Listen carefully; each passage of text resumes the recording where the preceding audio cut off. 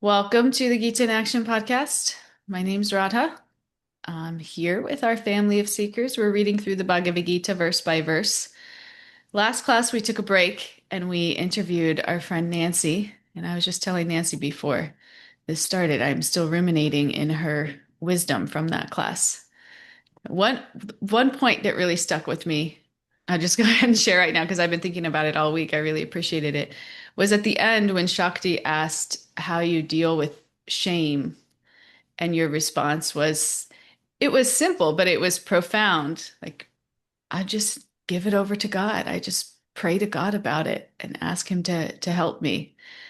And it's just like stuck with me. I realized how much I just always default to this, like, I've got it. I'm doing it on my own. It's not always second nature to think like that. Whatever we have, we can bring to God. We can never be too imperfect for God to love us and to be there for us. And it was really beautiful. So it's stuck with me. I appreciated that. So thank you both, Shakti and Nancy. So if you haven't listened to that, lots of wisdom in our interview from Monday. So today we are continuing through our journey of chapter 13 in the Gita, chapter 13, and we're starting with text 18. We're starting with text 18 today. Chapter 13, text 18. Before we do that, a couple things coming up. Let's see, August 31st is the last day of our early bird for India. So if you want to sign up for India, you have a couple more weeks until the price goes up. And that is in February 12th through the 24th or something like that. It's the second half of February. It's all on our website, consciouscollectivelife.org. You can check it out and come with us. Come with us because this trip will guaranteed change your life, change your outlook, your perspective, your relationships. So I would highly recommend. And I think that's it. If you want to sign up for the yoga festival, actually, New Vrindavan just let us keep our rooms for another week before I have to release them. I was going to have to release them, and they said you can just hold on to them for another week. So I have a couple more rooms left. I think like 2 or 3 more rooms left, if anybody's still interested. All on the website, or reach out to me for more info. Okay, so let's get into our Gita session. Shakti, could you say our prayers today? Hare Krishna Mataji, of course I would love to. Thank you. Om Jnana Timirandasya Yananjana Shalakaya Chakshur Umilitam Yena Tasmai Shri Gurave Namaha Nama Om Vishnu Padaya Krishna Prasthaya Bhutale Srimate Bhakti Vedanta Swami Iti Namane Vanchakalpa Tarubhyascha Kripa Sindhubhya Eva Cha Patitanam Pavembhyo Vaishnavyo Namo Namaha Jaya Shri Krishna Chaitanya Prabhu Nityananda Shri Advaita Gadahara Srivasari Guru Bhakta Vrinda Hare Krishna Krishna Krishna Hare Hare Hare Rama Rama Rama Hare Hare. Thank you. Thank you, Shakti. Hare Krishna. So let's get right into it. 13:18 is where we are. Do you want to read that verse for us, Shakti?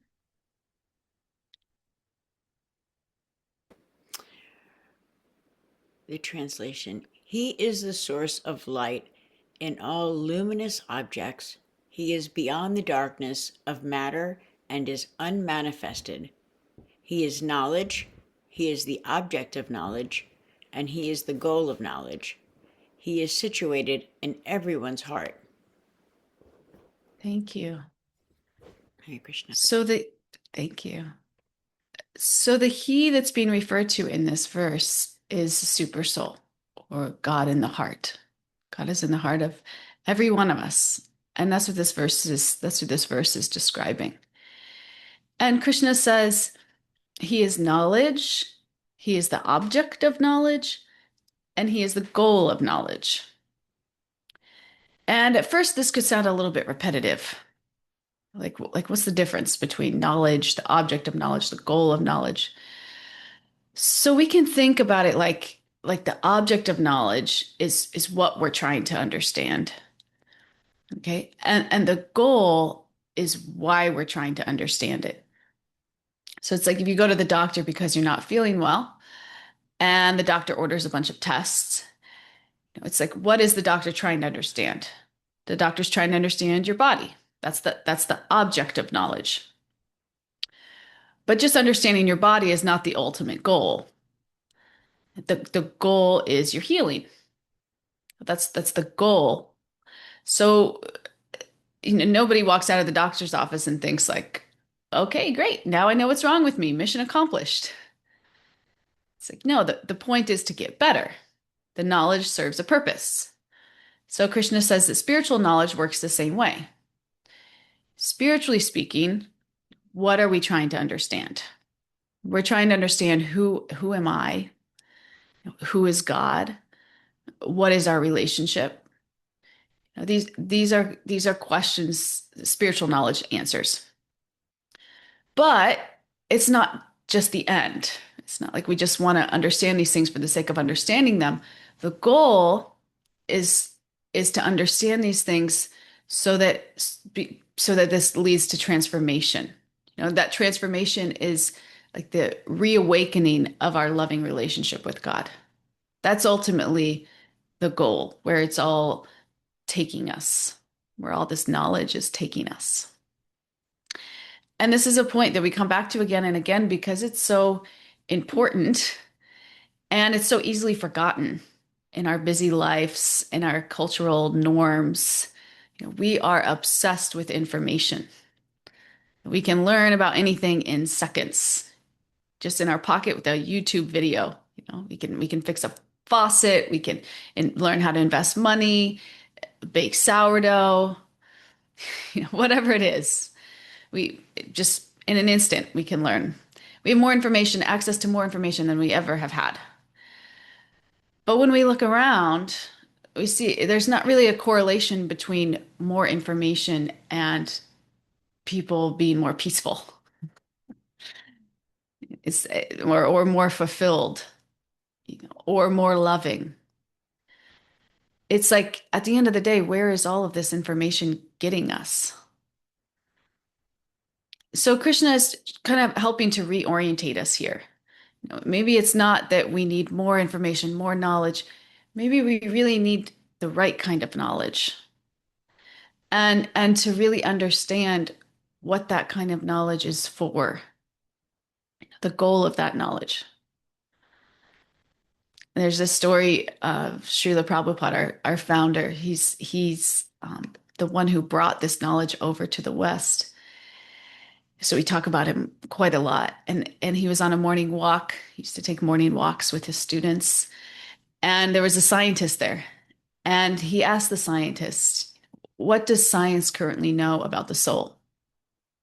And the scientist said, at this point, science doesn't really know anything about the soul. And Prabhupada replied, then your knowledge is useless. And the scientist pushed back. He said, no, it's just science is just a different category of knowledge. And Prabhupada agreed, but then he said, if we spend our life studying everything except the person who's experiencing life, we've missed the most important subject. And later, on their way back, the scientists pointed to some grass and explained that scientists had written volumes describing how grass grows. And Prabhupada smiled and he said, the grass was growing before your books. And the scientists asked, well, if God didn't want us to study the grass, then why did he put it there? And Prabhupada's answer is really nice. He didn't say, don't study the grass. He said, study the grass, but don't forget to study the one who designed it. And this is such a balanced perspective. God consciousness, it's not anti-science. It's just saying that all of this knowledge becomes complete when it's connected to source.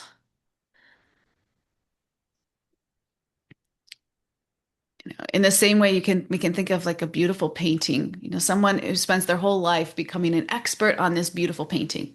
They know every brush stroke, every pigment, every technique, but they never stop to ask who painted it. Wouldn't that feel like an important piece of the story? This is Krishna's point. Studying creation is wonderful, but if our study never awakens curiosity about the creator, then we've missed the point of the deepest purpose of knowledge. I was just having a conversation yesterday with somebody at work, and I was asking if they wanted some tomatoes from my garden because I have a lot of tomatoes. Too bad if any of you that live close to me want some tomatoes, text me. Um, and they were like, "Oh, you garden?" I was like, "Oh, yeah, a little bit." And so we started having a conversation about gardening, and I was telling them I was harvesting these green beans last night, and or the night before. And it was so amazing. When you pick a green bean, actually my green beans got a little bit overgrown because I was out of town. So they were so big, but they have these like big seeds in them. And so I was like cleaning them, breaking them in half, and these big seeds were coming out. And it was like, this is so amazing. And I was telling them, like, I garden because I like to watch miracles.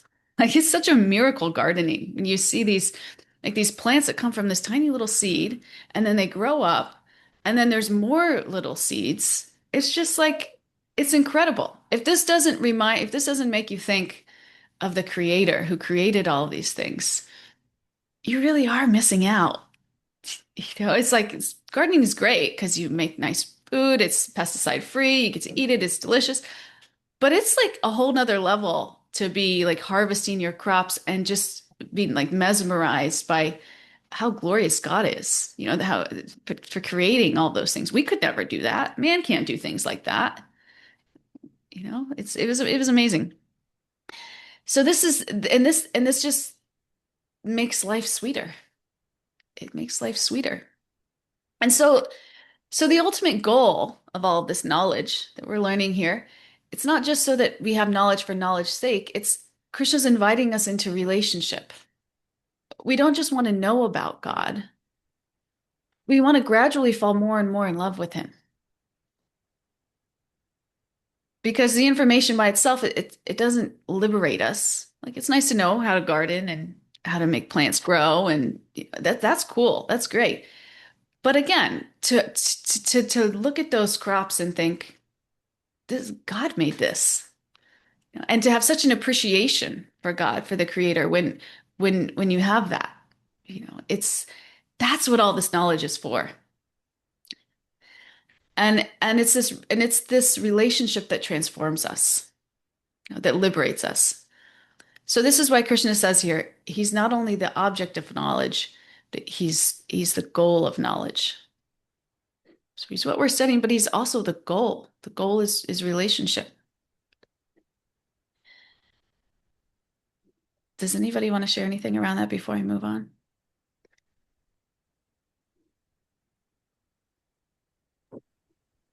I'd love Kalachanji. to. I rather love that point is that it does make it sweeter. Um, it's like pouring water over dry earth. You know, to make him the goal. Mm, yeah. Thank you. Yeah. Then we're just constantly in awe. To be spiritualist is just being constantly in awe.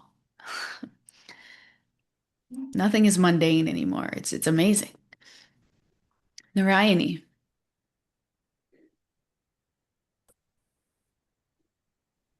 Hey, hi, Bob. I'm not sure if you can understand me well. You can tell me if not, because I'm on a bike and it might be windy. But when you talked about when you harvested your beans, I was thinking that one time my guru was giving a class and he was talking about the different kinds of worship, like different grades, how you can step it up.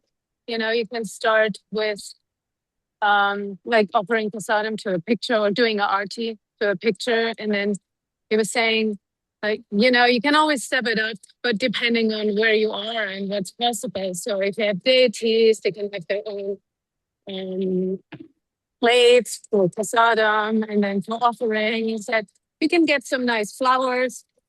But he also said, if you step it up, next level would be if you plant the flowers on your own and then you grow them and then you pluck them and offer them in an arti. And I was thinking that, offering prasadam, it's kind of like similar. Like you grew the beans, knowing, of course, where the seeds came from, and then you can offer them.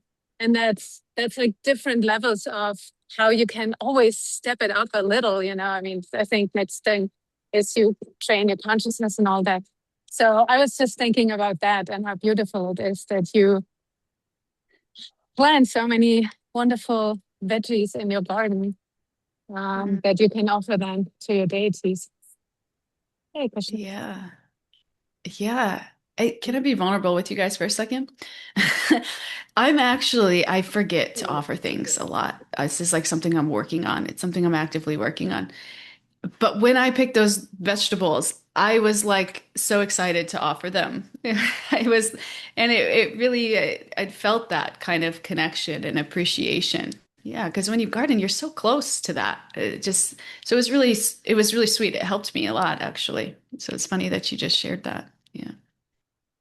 Thank you. Thank you, Narayani. Junlan Yatra. Hi, Krishna. Sorry if you can hear my water boiler in the background. It's just like really loud for some reason.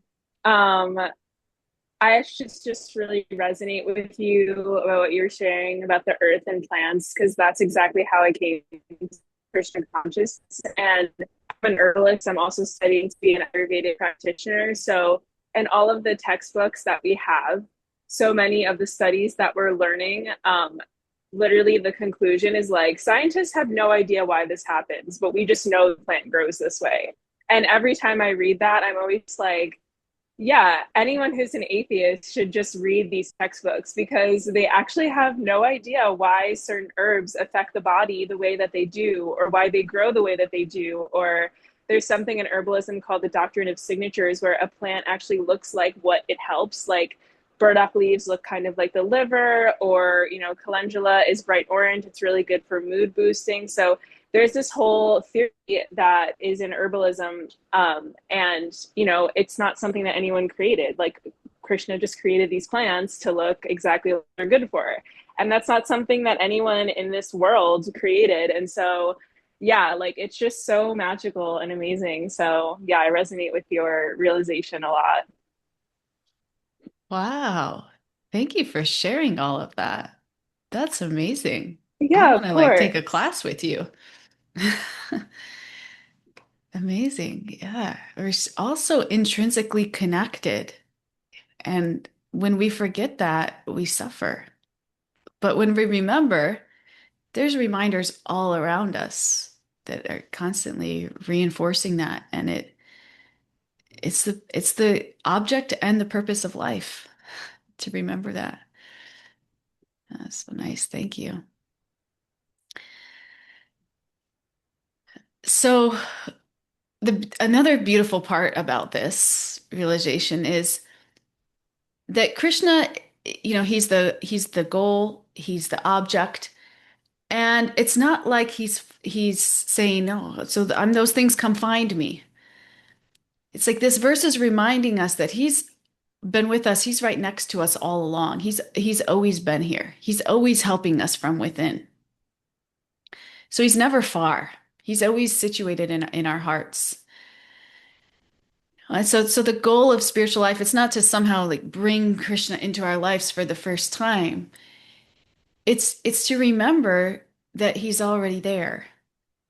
He's in everyone's hearts, even that person that is acting so bitterly and hateful. Krishna is in their heart. The Gita tells us this. He's in our hearts as super soul. He's witnessing every choice we make. He's remembering every desire we've ever had. He's patiently guiding us back towards him. Even when we're ignoring him, he never abandons us.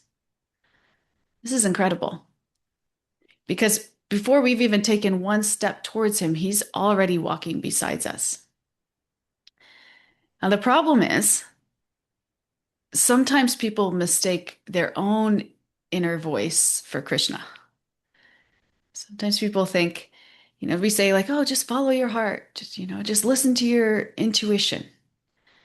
And this is good. There's truth to that. There's definitely truth to that. We've at the same time, we've all experienced that inner voice that says that kind of coys us in a direction that isn't so good.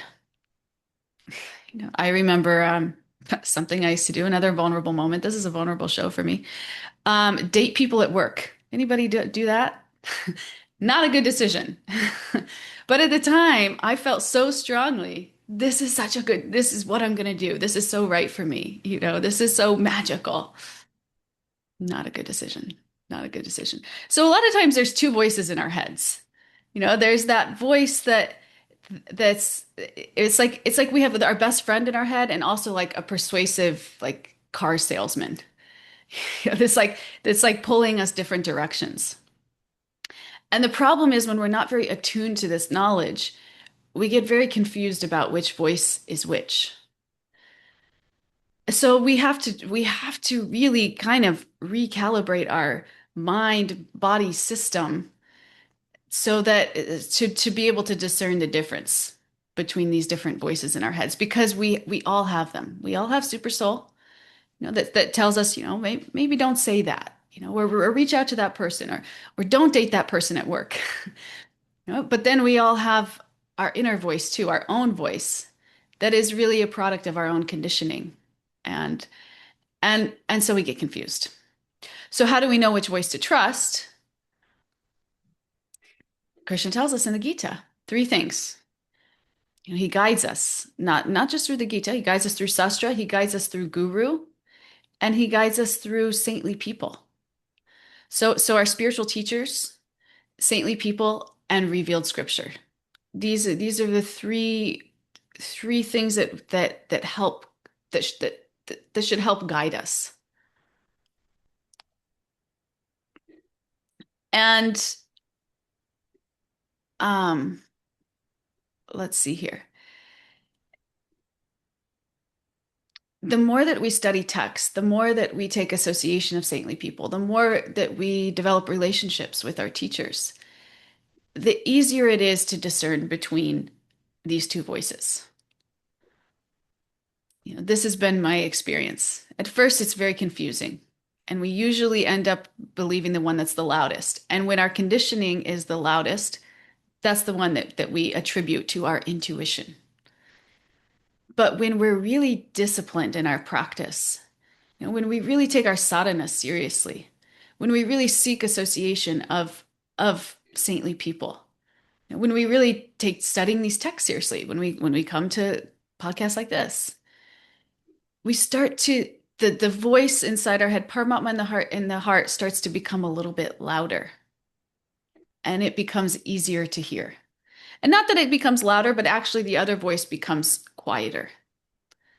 So that becomes Paramatma becomes more the voice that guides our decisions. And the Gita is like a flashlight that helps us distinguish between these two different voices. The one that leads us towards lasting happiness and the one that just keeps us more comfortable or gets us into trouble. So that's why we're here. That's why we seek these things out. That's why these scriptures reinforce this point again and again. Seek out spiritual teachers, seek out saintly association, study these texts, because what we're doing is we're fine-tuning that our mind body system to be calibrated to the correct voice. Otherwise, we're on our own. We get in trouble. So I think this is a nice place to end this verse. Krishna is knowledge. He's the object of knowledge. He's not just asking us to gather more information. He's inviting us into relationship that transforms our lives.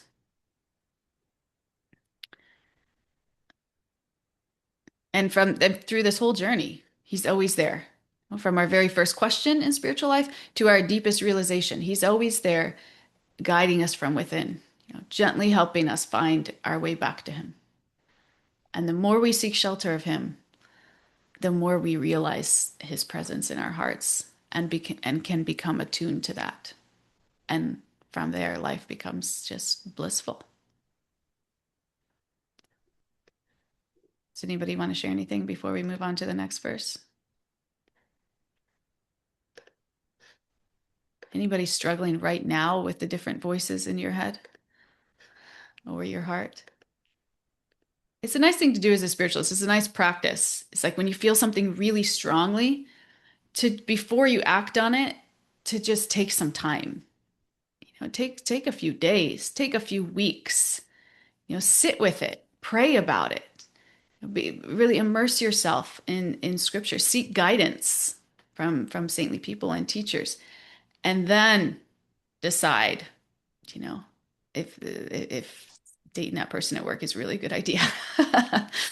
He gives us a path. He gives us a path. Aaron.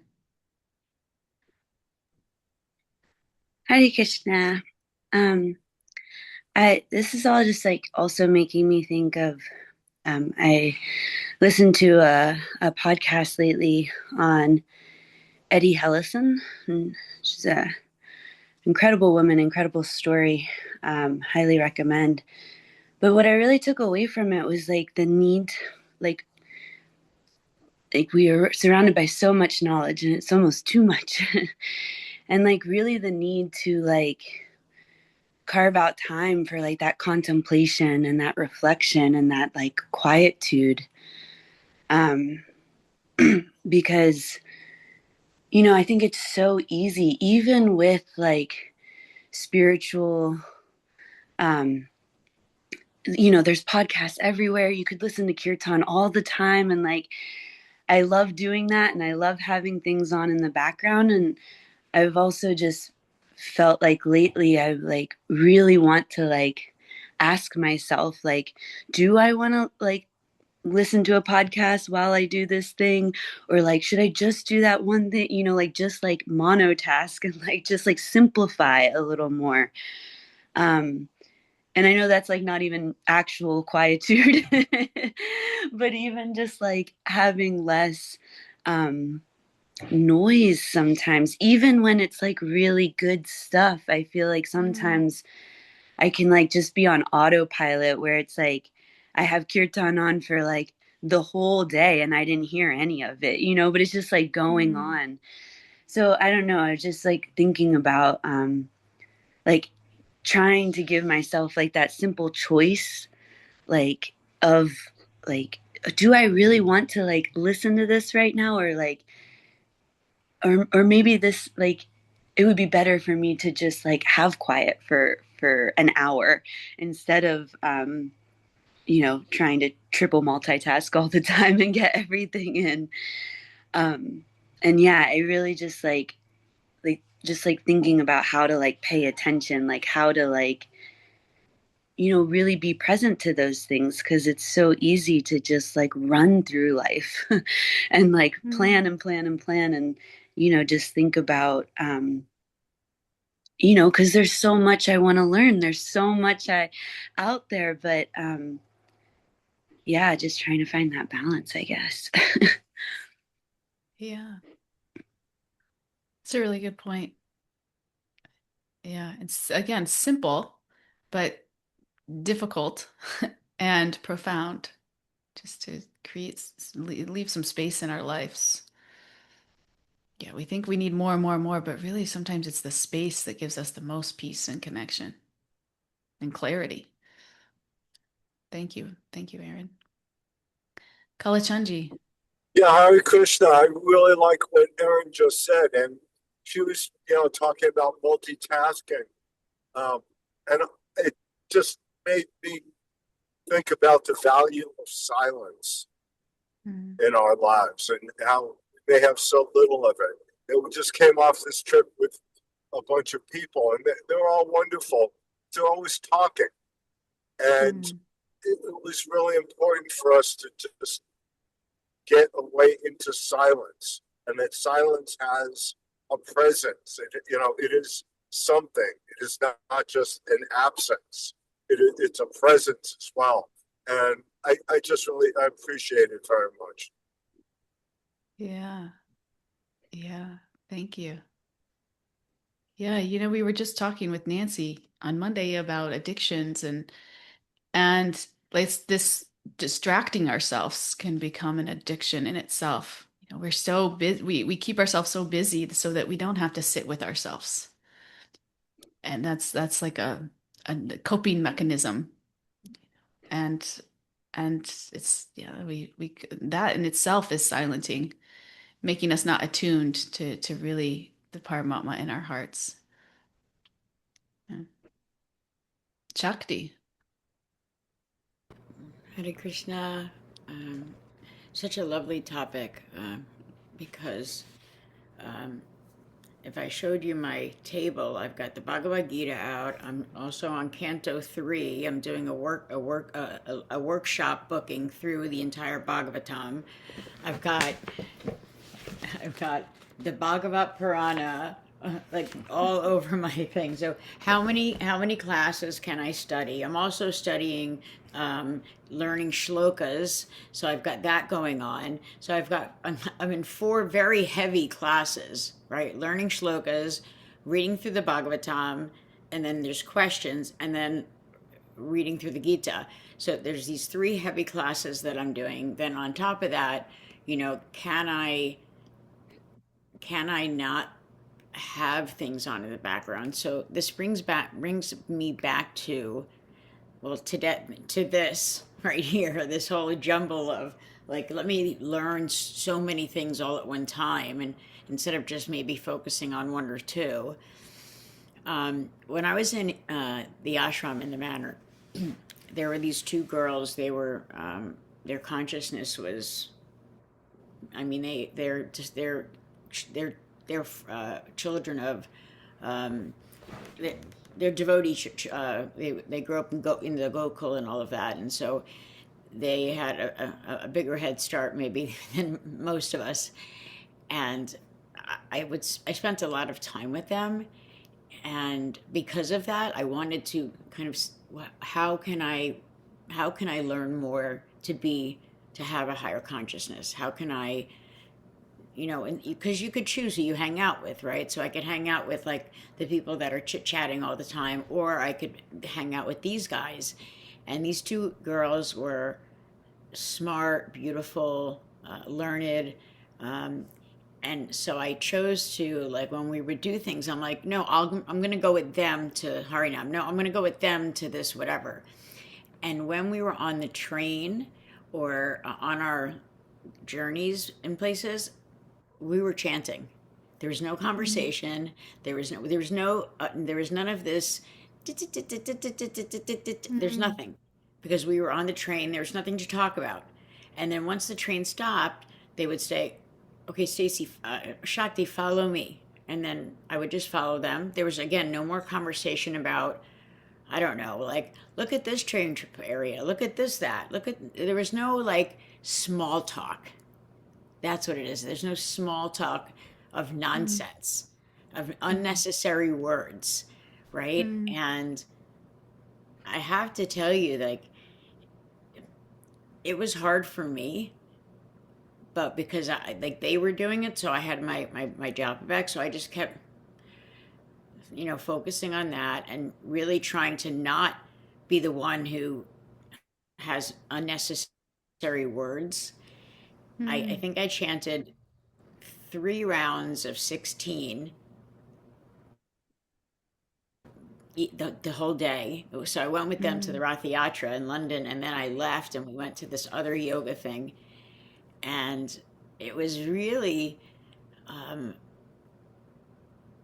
I want to go to an upasana, like a silent retreat, like Yeah. this was like such a difference. I could feel it in my bones, the difference of being with them and spending the day chanting japa and just getting closer to Krishna and not having all of that small talk for no reason.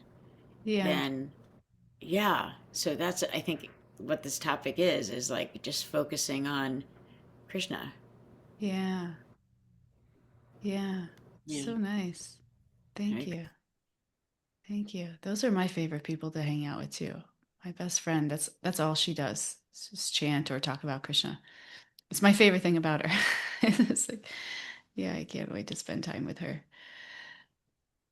Um, I will say, on the other hand, a real strategy or technique for retreat leaders is to pack a schedule, because a lot of times people that are just coming off of like material life are so conditioned to having so much going on that they can't handle silence.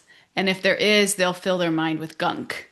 So that is like a strategy in leading spiritual tech or retreats, is that you fill up the schedule so that they're already going to be taking in constantly anyway, because that's their default mode. They can't slow down. But if you fill it up with positive things, at least you're filling it up with things that take them higher than that degrade them. So that is there is something to be said for that too, meeting people where they are. And sometimes if somebody's alone with their mind, it could be really degrading. So it has to be paced. And yeah, but it's beautiful, beautiful realizations and shares. Anybody else before we move on? It's good to know where we are too. Like know where your mind will go if you have too much free time, how you'll start spending it, and from there pace yourself accordingly. Deep conversation to reveal our realizations and hearts is good too. Yeah, for sure. Stella said something sweet on the thread too. Solitude and silence can help us grow if we know Sri Krishna is our solitude and in the silence always. Yeah, yeah, really nice. And then Narayani says, I once heard in a class, as soon as you start arguing with your mind, it's not the super soul. That point is so good.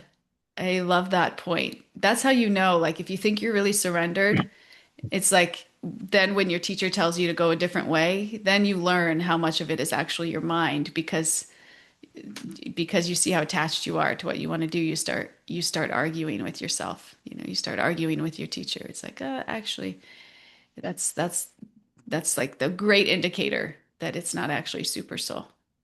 Because if you're really wanting to listen to super soul, then there's no argument there. You're surrendered to it. And that's the path. That's where we're all trying to go. Anybody else before we move on? Really nice conversations. Thank you all.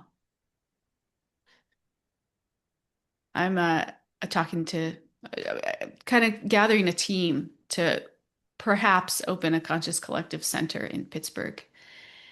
And I'm really trying to lean into this, just allowing like space and time and seeing what Krishna's plan is without like stepping in and like, deciding that it has to be this way. Or, people will even ask me, oh, when is this going to happen? And I'm like, I don't really know. Let's see.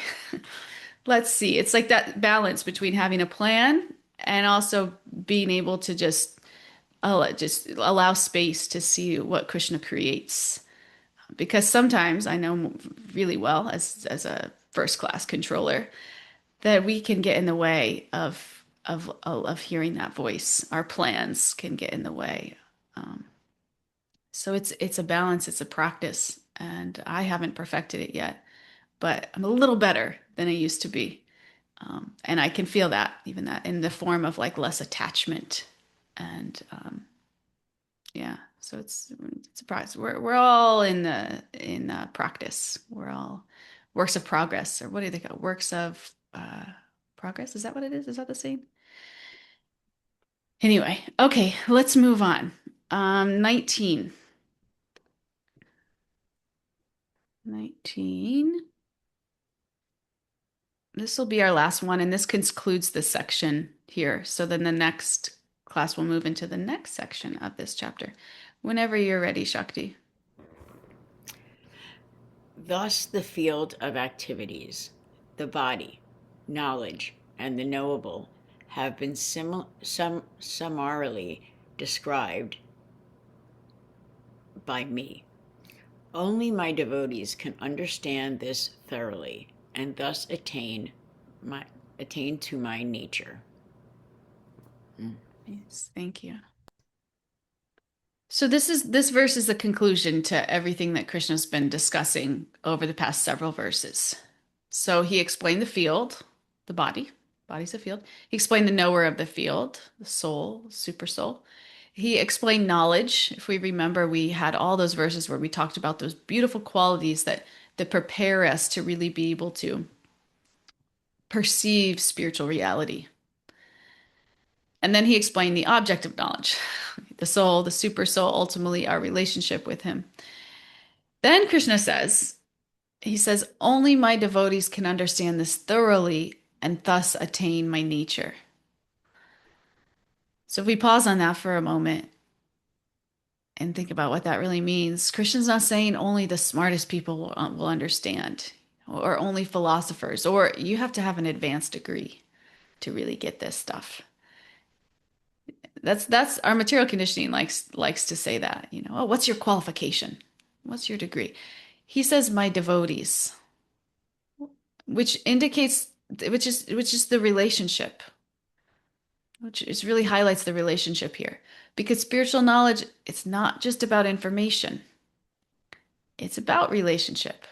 If you think about someone that you love, you could read their biography, you could memorize their birthday, know where they grew up, what they like to eat.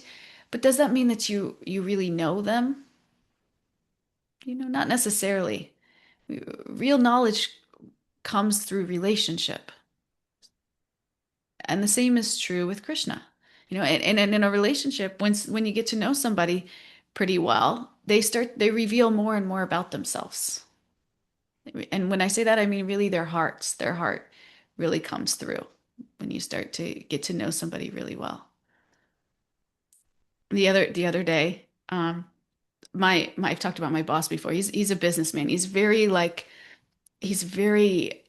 clean in his interactions. Like you never really know what he's feeling because he's very clean. Well, the other day we got into a little bit of an argument, and it was the first time that I felt like I could see his heart. And I shouldn't say the first time, but he got a little bit upset with me.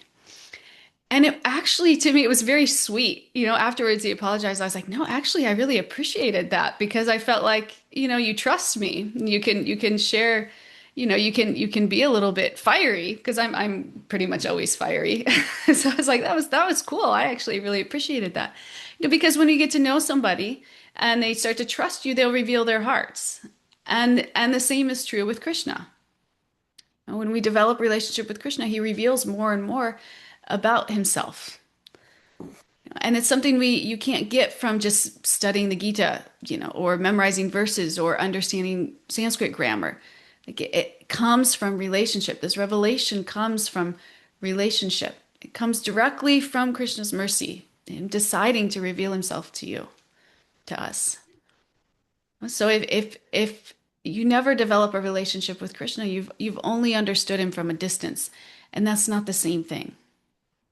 And so that's the process of bhakti. The process of bhakti changes that. It's just not about memorizing another topic. It's the way that the knowledge comes alive, which is the most important thing.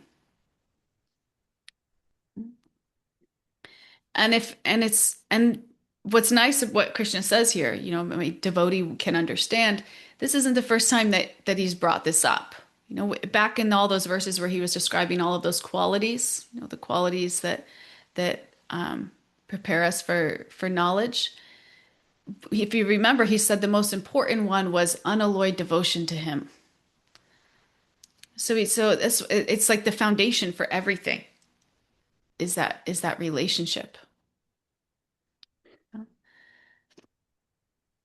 It's almost as if he's saying, don't miss this. This is really important. This is the secret sauce to making everything come alive, to making all the flavors come out. Everything we've talked about, the soul, the body, material nature, the super soul, it all finds its fulfillment in bhakti. And the opposite is true too. If we sincerely practice bhakti, which means we're cultivating a relationship with the divine, it's the paths of bhakti, then genuine knowledge starts to arise. We start seeing ourselves differently. We start seeing other people differently. We start seeing the world differently. And this isn't on the intellectual field. It's revealed as a result of that relationship with God. These revelations, they don't come from just information. This is how the acharyas, like the acharyas can, like they'll take one verse, and they'll write like pages of explanations for it. It's because they have that relationship with God such that so much is revealed from that one verse. They're like orientated such that they really understand the essence, like so much more from something that's seemingly, you read something like, how did they get all that from that? Well, it's because of that connection. In the same way, like if somebody says something that you know really well, that like, you're like, oh, I understand what they mean because I understand their heart. This is our acharyas. They understand God's heart. So these texts, they extract so much from them. And this is how love can reveal these things. It can reveal things that information can't. So the goal of the Gita, if you take away from this class, it's not to just make us more knowledgeable. It's to help us reawake a loving relationship with God. And it's through that relationship that everything else starts to make sense.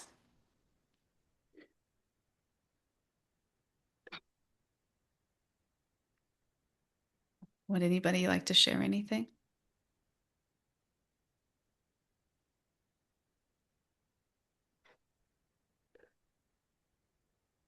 Kalachandji. Hare Krishna.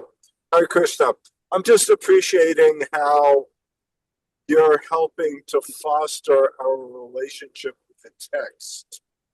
And, how does one develop a relationship with Krishna? Well, this is really one way. And if we have a relationship, No. right in front of us all the time. So thank you.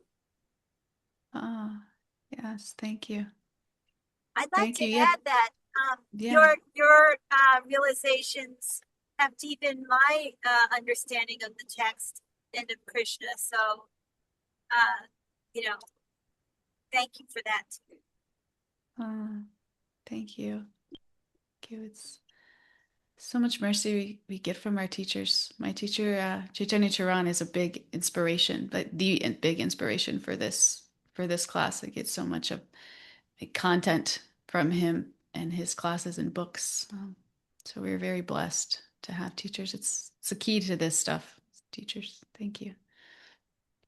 Jilan Yatra. Hare Krishna. I just kind of want to appreciate 2 points that you said. I really resonate with what you said about being the controller because, or like having, our issues with control because I resonate with that. And that's something that I've struggled with a lot of my life thus far, especially growing up. I'm originally from New York City. So like, I mean, I feel like it's just the place of control and being the doer. And so I really have struggled with that and just knowing like what you were talking about, like Krishna has a plan and like I might also have a plan, but being able to understand that like, maybe his plan and my plan, they might not match up, but like who knows better. And so that's something that over the past year I've just been trying to figure out as my partner and I have been moving a lot and we're finally kind of figuring out where we're meant to be. And I've just been praying about it because the place I want to be is a place we moved from. And I'm like, Krishna, I really want to go back. It's my home. It's where I feel like I am. It's where I can serve you best. And so I've just been trying to like pray and surrender into it and also like be okay with if he's like, no, there's somewhere else. As hard as that is, like I have to learn to let go because I know that he doesn't want me to suffer and be unhappy. And at the same time, I have to kind of also understand that there might be something I'm not seeing. So I really appreciate your realizations because that it kind of affirmed what I've been thinking as well. Wow. Yeah, that's very evolved because it's so hard to get out of our own way. Sometimes we won't even admit it because we just cannot let go enough. But to be able to see those two dichotomies, like, okay, this is what I'm really wanting, but if this isn't best, I understand Krishna's plan is the best plan. So please reveal to me, and actually be surrendered to that. That's huge. That's real. That's a sign that your relationship with Krishna has really grown. To I anybody can, else? Yeah, yeah, hi Pooja. Radha. I was just thinking about, the comments made earlier on silence, which really made me think about it a little bit in this class. And thank you for this class, because it really makes me think a little bit more and how I can apply to my day-to-day life. And I was wondering about silence. And lately I've been thinking that sometimes you can get into the silence zone, but you're still filled with different kinds of thoughts that really, your mind is rushing all the time. And for example, when I wake up in the middle of the night, which I often do these days, which is not good. But that's when I have silence, but I do have a lot of thoughts about tomorrow's to-do list. What am I going to, how am I going to accomplish this? How am I going to manage my team, et cetera, et cetera. And then of course, our family and all of that. It's just all over the place. And um, what I'm really going beyond is like trying to figure out from silence to presence.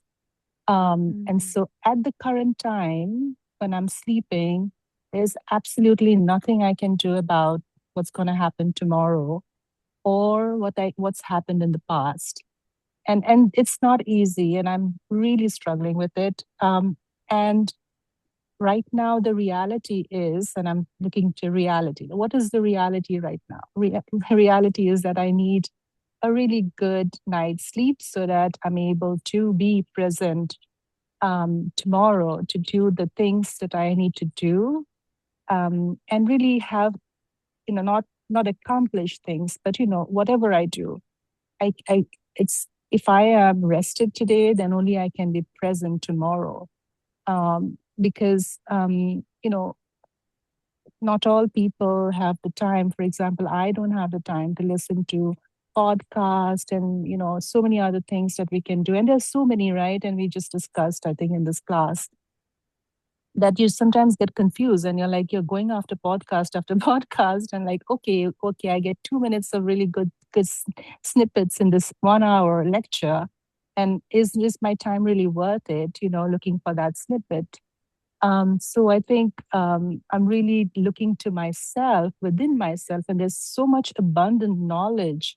I'm not talking about academic knowledge. I'm talking about the knowledge of, you know, knowledge that we have, that we can really make, a certain within us what's right and what's wrong, and really live a better life. So I think that's the piece where I am, going at, and I'm, figuring it out how I can practice that.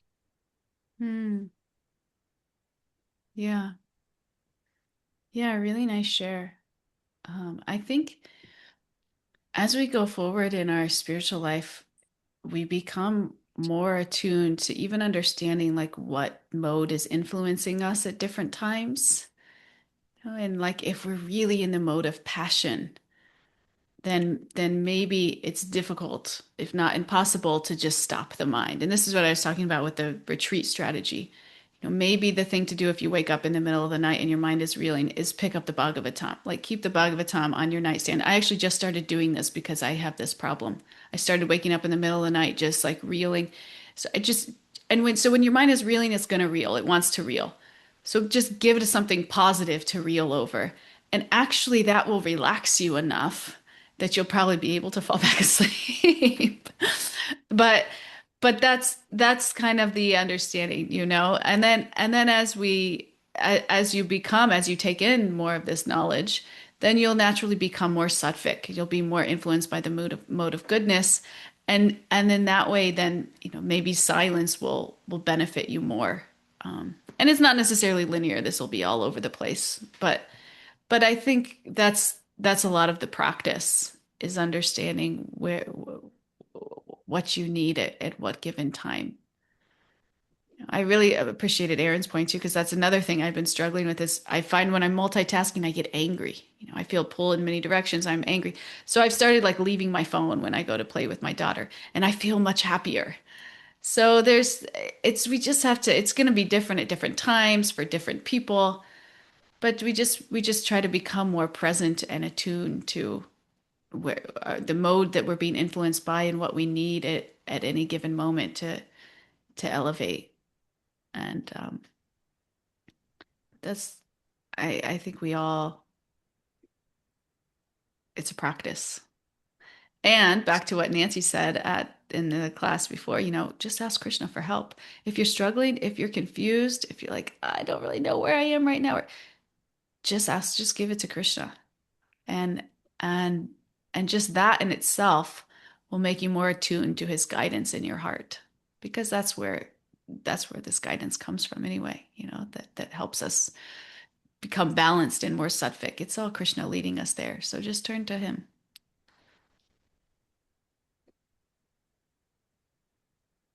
Thank you. Thank you.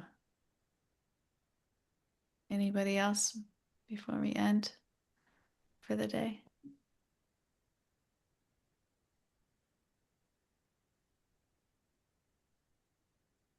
Any final thoughts, Aaron?